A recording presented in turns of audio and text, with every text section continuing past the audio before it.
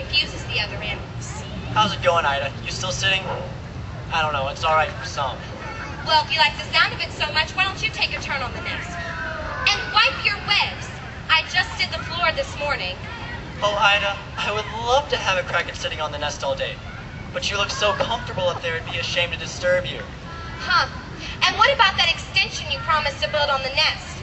It's going to get awful cramped up here when the little ones will thrive, especially with that one big one in the clutch. Goodness knows what size that chick's going to be. You know, I reckon that might be a turkey's egg. Oh, Drake, how could a turkey's egg get to be in my nest?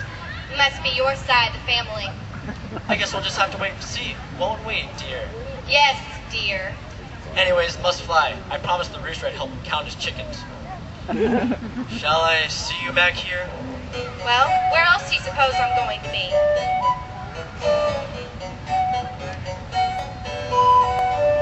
As a duck, when you're stuck, sat sitting in the middle of your nest, then at best you get bored. There goes Drake on the lake.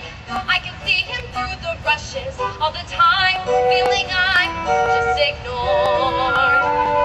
I don't pretend that this is all it's doing. I'm a sucker for the billing and the cooing.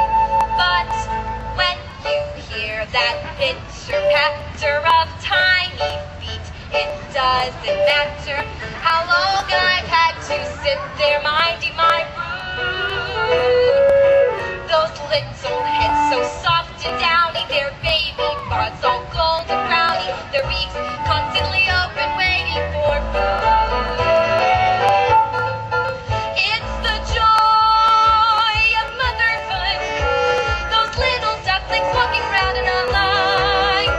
I'll do what any other mother would to try to do my best at bringing up mine. It's the joy of motherhood, those little perks that make it all seem worthwhile. I'll do what any other mother would to get my ducks decked out and living in style.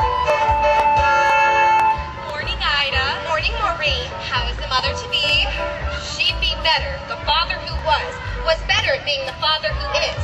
I sometimes think I'd be better off pairing with a decoy. Oh, I'm sure Drake will make a marvelous dad when the family arrives. Not him. Duck by name and duck by nature, ducking out of his responsibilities. How much longer do you have to go?